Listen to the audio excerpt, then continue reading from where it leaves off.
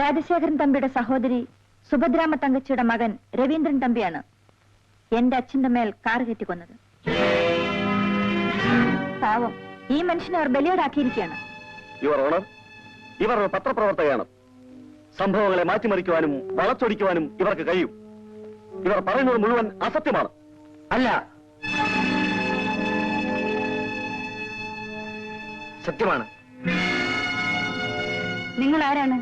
രാജശേഖരൻ തമ്പിയുടെ സഹോദരി സുഭദ്രാമ തങ്കച്ചിയുടെ മകൻ രവീന്ദ്രൻ തമ്പി. ശ്രീദേവിയുടെ അച്ഛന്റെ മരണത്തിന് കാരണക്കാരൻ ഞാനാണ്. ഞാൻ ചെയ്ത കുറ്റത്തിന് ബഹുമാനപ്പെട്ട കോടതി എന്ത് ശിക്ഷയാണോ വിധിക്കുന്നത് അതനുഭവിക്കാൻ ഞാൻ തയ്യാറാണ്.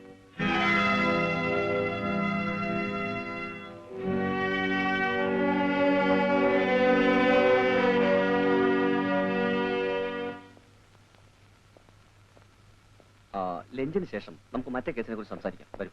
Excuse me. ടി വി എന്തിനാ കുറ്റം സമ്മതിച്ചത്? ജാമ്യത്തിൽ ഇറങ്ങാനുള്ള ഏർപ്പാടുകൾ ഉടനെ ചെയ്യാം. എന്നിട്ട് നമുക്ക് അപ്പീലിന് പോകാം. മാനേജർ, ഇത് കോടതി എനിക്കെന്ന ശിക്ഷയല്ല, ഞാൻ എന്നെ തന്നെ ശിക്ഷിച്ചതാണ്.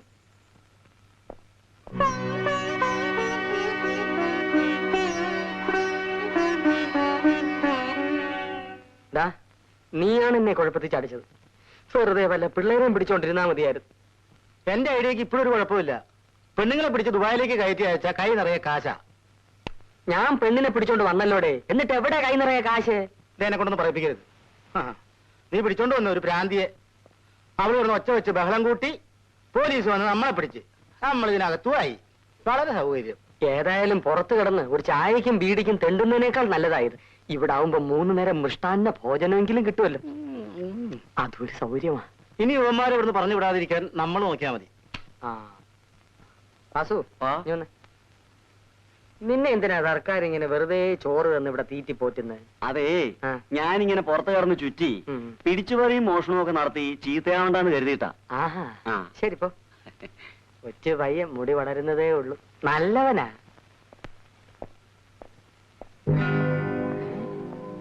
അല്ലല്ല, ഇങ്ങനെന്തിനാ ഇപ്പൊ ഇങ്ങോട്ട് വന്ന്? ചേടാ, വന്ന് ഇപ്പൊ തെമ്മാടിക്കും കൊലപാതകക്കും ജയിലിലും കിടക്കാൻ വയ്യാന്നായല്ലോ. നമ്മൾ ചെയ്തുകൊണ്ടിരുന്നല്ലേ ഇപ്പൊ കൊള്ളാവുന്ന കുടുംബക്കാരാ ചെയ്യുന്നത്. എന്നിട്ട് നമ്മുടെ വയറ്റത്തടിക്കാൻ ഇങ്ങോട്ട് പോന്നേക്ക്. അതാരാ? സുഭദ്രാമ തങ്കച്ചിയുടെ മകൻ രവീന്ദ്രൻ തമ്പിയാ. അതെയോ? നല്ലവനാ. അതുകൊണ്ടല്ലേ ഇങ്ങോട്ട് പോകുന്നത്. ആരാണ് എഴുതിയത്? ഞാൻ തന്നെ. എന്റെ മകൻ ഒരു ആക്സിഡന്റ് ഉണ്ടാക്കി. അതിന് ഇത്രയും ഒച്ചപ്പാടും ബഹളവും വേണമെന്നുണ്ടോ? വേറെ എവിടെയും കാർ ആക്സിഡന്റ് ഉണ്ടായിരുന്നില്ലേ? അതുപോലല്ലിത്. ഇതിനെന്താ ഒരു പ്രത്യേകത? ഓ, മരിച്ചത് നിന്റെ അച്ഛനായിപ്പോയി അല്ലേ? അത് മാത്രമല്ല, കുറ്റം ഏറ്റെടുക്കാൻ നിങ്ങൾ മറ്റൊരു പാവപ്പെട്ട മനുഷ്യനെ വിലയ്ക്ക് വാങ്ങി. അത് പത്രത്തിനൊരു വാർത്തയാണ്. പത്രത്തിനൊരു വാർത്ത? എന്റെ തറവാടിന്റെ അഭിമാനം നശിപ്പിച്ചിട്ട് വേണം നിനക്ക് പത്രത്തിന് വാർത്ത ഉണ്ടാക്കാൻ അല്ലേ? ഒരു സംഭവം വിവരിക്കുമ്പോൾ അതുമായി ബന്ധപ്പെട്ട എല്ലാവരെ കുറിച്ച് എഴുതേണ്ടി വരും. എടി, നിനക്കറിയാമോ? ഐ എം സോറി, എന്റെ പേര് എടി എന്നല്ല, ശ്രീദേവി. ഞങ്ങളെ കുറിച്ച് എന്തെങ്കിലും എഴുതുമ്പോൾ ഇവിടുത്തെ പത്രക്കാരുടെ പേന ഞങ്ങളോട് ചോദിക്കാതെ അനങ്ങൂല്ല. അത് നിങ്ങൾ വാങ്ങിച്ചു കൊടുത്ത പേനയായിരിക്കും. ഒരു നിസ്സാര ആക്സിഡന്റ് അല്ലേ നീ ഇത്രയും പെരുപ്പിച്ച് കാണിച്ചത്? എന്താ നിങ്ങൾ പറഞ്ഞത്? നിസ്സാര ആക്സിഡന്റ് എന്നോ? മനുഷ്യന്റെ ജീവൻ നിസ്സാരമായിട്ട് എനിക്ക് തോന്നിയിട്ടില്ല. നിങ്ങളുടെ നിസ്സാര ആക്സിഡന്റ് കൊണ്ട് എനിക്ക് നഷ്ടപ്പെട്ടത് എന്റെ അച്ഛനെയാണ്. ഈ പത്ര റിപ്പോർട്ടുകൾ ഒരു ക്ഷമാപണത്തോടെ മര്യാദയ്ക്ക് നീ തന്നെ തിരുത്തുന്നതാണ് നല്ലത്. ക്ഷമിക്കണം, പത്രപ്രവർത്തനം സത്യസന്ധമായിരിക്കണമെന്ന് എനിക്ക് നിർബന്ധമുണ്ട്. എന്റെ പേന ഒരിക്കലും കള്ളം പറയില്ല.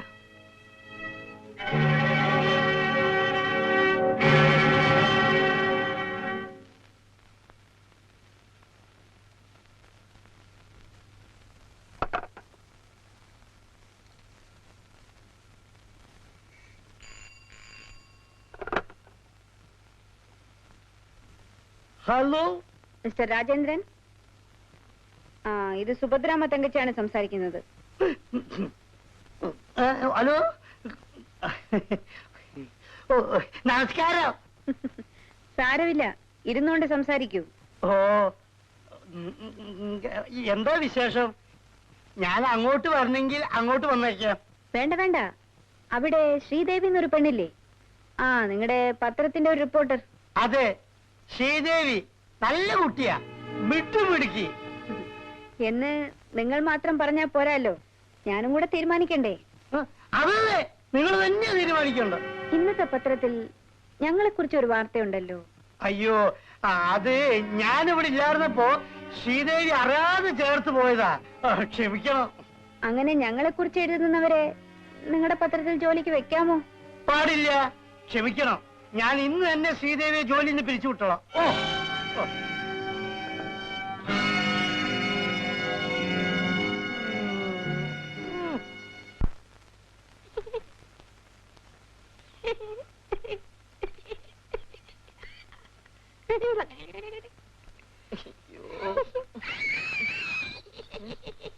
നിർത്തടാ, അല്ലെങ്കിൽ തന്നെ ഇവിടെ മൂട്ടയുടെയും കൊതുവിന്റെയും കടി കൊണ്ട് കിടക്കാൻ പോയി. അപ്പോഴവരൊരു വളിച്ച ചിരി.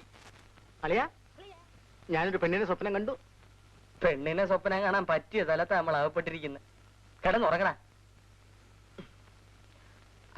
അല്ല, സാറ് ഉറങ്ങിയില്ലേ? അതെങ്ങനെയാ ഉറക്കം വരുന്നത്? ഇവിടത്തെ കൊതുകിനും മൂട്ടയ്ക്കും 8 മണിക്ക് മുമ്പ് ഇച്ചിരി ചോര കൊടുക്കണം, പിന്നെ ശല്യം ചെയ്യില്ല. അങ്ങനെയാ ഞാൻ ഉറങ്ങുന്നത്.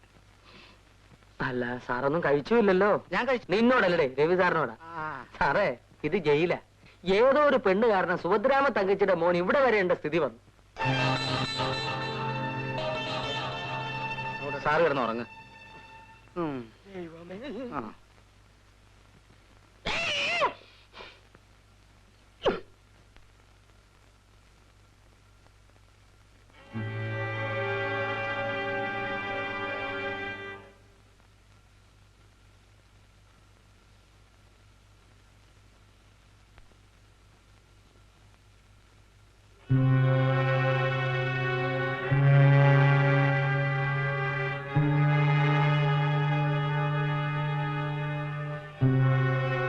കുഞ്ഞെ,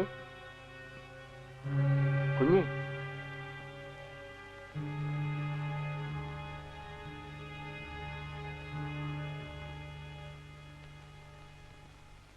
കുഞ്ഞ് രാജശേഖരൻ തമ്പി അങ്ങുന്നിന്റെ? അതെ, ഞാൻ അവിടുത്തെയാ, സുഭദ്രാമ തങ്കച്ചിയുടെ മകൻ. ഇംഗ്ലണ്ടിൽ പഠിക്കാൻ പോയിരുന്ന കുഞ്ഞാണോ? അല്ല, അത് സുകുമാരൻ തമ്പി. നിങ്ങൾ പറയുന്ന രാജശേഖരൻ തമ്പി അങ്ങുന്നിന്റെ മകന്റെ മകൻ. ഞാൻ രാജശേഖരൻ തമ്പിയുടെ സഹോദരി സുഭദ്രാമ തങ്കച്ചിയുടെ മകൻ. എന്തൊക്കെ ചതിവും വഞ്ചനയാണ് ഈ ലോകത്ത് നടക്കുന്നത്. കുഞ്ഞെ, ഞാൻ കുഞ്ഞിനെ കാണാൻ കാത്തിരിക്കുക. ഒരു പക്ഷേ ഇത്രയും കാലം ജീവിച്ചത് തന്നെ ഇതിനു വേണ്ടിയായിരിക്കണം. രാജശേഖരൻ തമ്പി അങ്ങുന്നതിന്റെ കാലത്തെ ഞാൻ നിങ്ങളുടെ വീട്ടിലെ വേലക്കാരനായിരുന്നു. കുഞ്ഞിന്റെ അമ്മ സുഭദ്രാമ തങ്കച്ചിയല്ല. നേരാണോ? അതെ. പിന്നെ ആരാണ് എന്റെ അമ്മ? ഒരു പാവപ്പെട്ട കുടുംബത്തിൽ ജനിച്ച് കുഞ്ഞിനും കുഞ്ഞിന്റെ അച്ഛനും വേണ്ടി ജീവിതം ത്യാഗം ചെയ്തൊരു നിർഭാഗ്യവതി. അപ്പോ എന്റെ അച്ഛൻ? രാജശേഖരൻ തമ്പി അങ്ങുന്നതിന്റെ മകൻ ശങ്കരനാരായണൻ തമ്പി. അദ്ദേഹം വലിയ വാശിക്കാരനായിരുന്നു. അച്ഛനെ ധിക്കരിച്ച് കുഞ്ഞിന്റെ അമ്മയെ കല്യാണം കഴിച്ച് വീട്ടിലേക്ക് കൊണ്ടുവന്നു.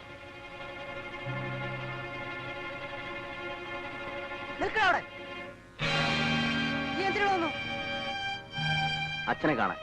അച്ഛനോ? ആരാണ് എന്റെ അച്ഛൻ? എനിക്കിങ്ങനെ മകനില്ല. എപ്പോൾ നീ ഇവളെ കഴുത്തിൽ താലി കെട്ടിയോ അപ്പോഴേ എന്റെ മകൻ മരിച്ചു. അച്ഛനത് പറയാം, പക്ഷേ എനിക്കെന്റെ അച്ഛനെ അച്ഛനല്ലെന്ന് പറയാൻ പറ്റില്ലല്ലോ. അച്ഛൻ ഞങ്ങളെ അനുഗ്രഹിക്കണം. എന്തിന്? ഇവളെ വിവാഹം കഴിച്ചേനോ? തമ്പി, നീ ഇവളുടെ കഴുത്തിൽ താലി കെട്ടിയത് കൊണ്ടാണ് ഇവളീ പഠിക്കാത്ത കാല് കുത്തിയത്. അല്ലെങ്കിൽ പിച്ചപാത്രവുമായി പുറത്തു നിൽക്കേണ്ടവളാണ്. അമ്മായി, ഇവളെന്റെ ഭാര്യയാണ്. ഞങ്ങൾ അംഗീകരിക്കുന്നില്ലടാ. ഇവളെയും കൂട്ടി ഈ വീട്ടിൽ വരാൻ നിനക്ക് അവകാശമില്ല. എന്ന് നീ ഇവളെ ഉപേക്ഷിച്ചിട്ട് വരുന്നോ അന്ന് മാത്രമേ എനിക്ക് ഒരു അംഗീകാരമുള്ളൂ. അങ്ങനെ ഒരു അംഗീകാരം എനിക്ക് വേണ്ടച്ചാ. എന്നെ സ്നേഹിക്കുകയും വിശ്വസിക്കുകയും ചെയ്ത പെണ്ണാണ് ഇവൾ. ഒരിക്കലും ഞാൻ ഇവളെ ഉപേക്ഷിക്കില്ല. എങ്കിൽ ഇറങ്ങി പോടാ പുറത്ത്. ഏട്ടൻ പറഞ്ഞത് തമ്പി കേട്ടില്ലേ? പോകാൻ പറഞ്ഞാൽ പോകുന്നതല്ലേ നല്ലത്.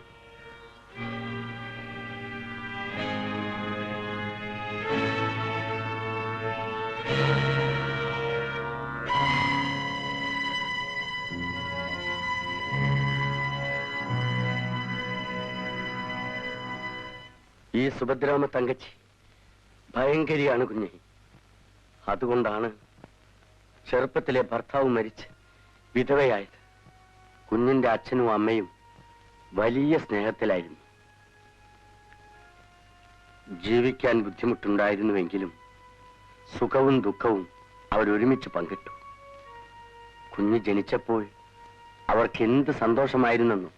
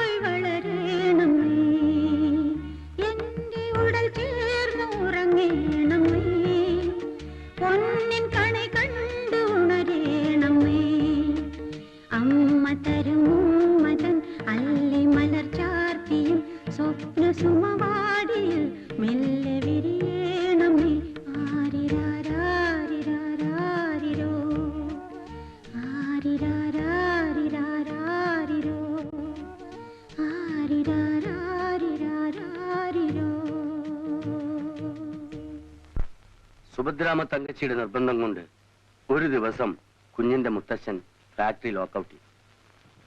തൊഴിലാളികൾ സമരത്തിലായി. ആ സമരത്തിന് മുൻപിൽ കുഞ്ഞിന്റെ അച്ഛനും നിൽക്കേണ്ടി വന്നു. ഇൻക്ലാബ് സിന്ദാബാദ്!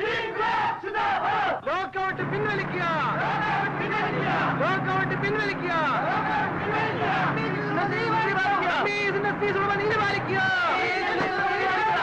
ഞങ്ങൾ റോഡ് കടത്തിവിടില്ല.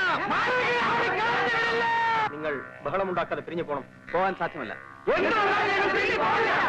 നിങ്ങൾ പിരിഞ്ഞു പോകുന്നതാണ് നല്ലത്. അല്ലെങ്കിൽ എനിക്ക് പോലീസിനെ വിളിക്കേണ്ടി വരും. നിങ്ങൾ ആരെ വിളിച്ചുകൊണ്ട് വന്നാലും ശരി, ഞങ്ങൾ പിരിഞ്ഞു പോവില്ല. ഈ ഫാക്ടറി തുറന്ന് പ്രവർത്തിക്കാമെന്ന് ഉറപ്പ് നൽകാതെ ഈ ഫാക്ടറിയിൽ നിന്ന് എന്തെങ്കിലും സാധനങ്ങൾ പുറത്തേക്ക് കൊണ്ടുപോകാനോ അകത്തേക്ക് കൊണ്ടുവരുവാനോ ഞങ്ങൾ സമ്മതിക്കില്ല. ഇത് അവസാനത്തെ തീരുമാനമാണോ? അതെ.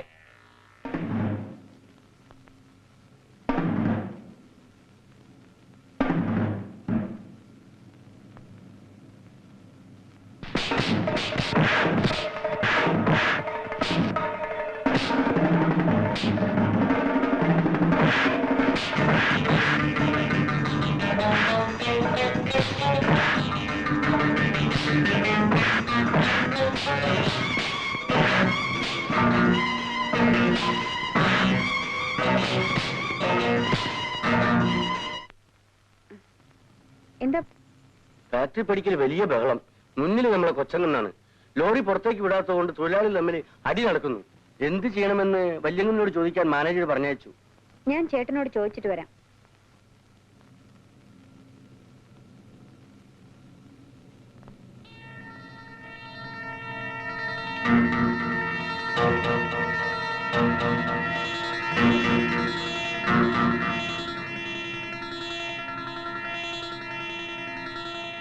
ആര് തടഞ്ഞാലും ലോറി വിട്ടുപോകാൻ ചേട്ടൻ പറഞ്ഞു. അയ്യോ കൊച്ചമ്മേ, വല്യങ്ങുന്നിന്റെ മകൻ കൊച്ചങ്ങുന്നാ മുന്നില്. ലോറി ഇരമ്പിപ്പാഞ്ഞു വരുമ്പോൾ ആരായാലും മാറിക്കൊള്ളും. ഇങ്ങനെ തന്നെ ഞാൻ ചെന്ന് പറയട്ടെ? അങ്ങനെ പറയാനാ ഏട്ടൻ പറഞ്ഞത്.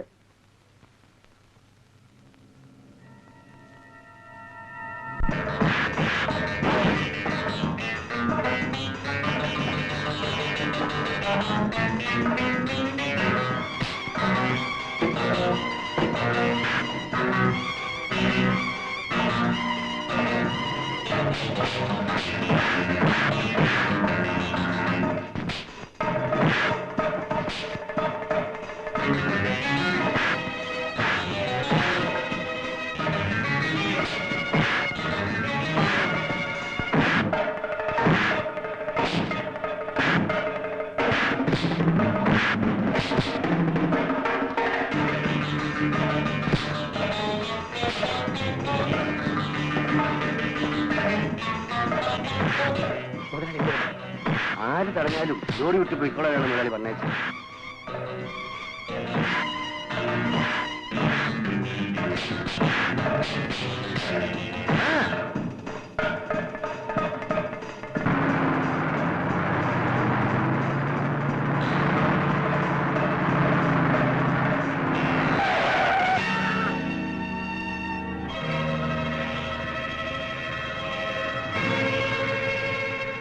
കുഞ്ഞിന്റെ അച്ഛന്റെ മരണത്തിന് ശേഷം കുഞ്ഞിനെയും കുഞ്ഞിന്റെ അമ്മയെയും വീട്ടിൽ കൊണ്ടുവന്ന് താമസിപ്പിക്കാൻ മുത്തച്ഛൻ തീരുമാനം.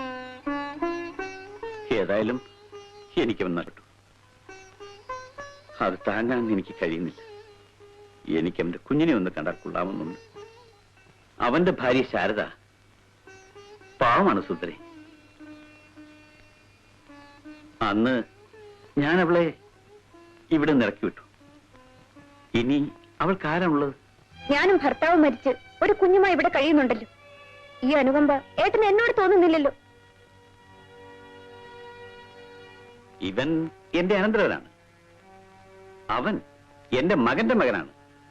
നാളെ ഞാൻ വീണു മരിച്ചാൽ അവന്റെ കണ്ണുകളായിരിക്കും ആദ്യം നിറയുന്നത്. ശാരദയും കുട്ടിയും കൂട്ടിക്കൊണ്ടുവന്ന് ഇവിടെ എന്റെ കൂടെ താമസിപ്പിക്കാൻ ഞാൻ തീരുമാനിച്ചു.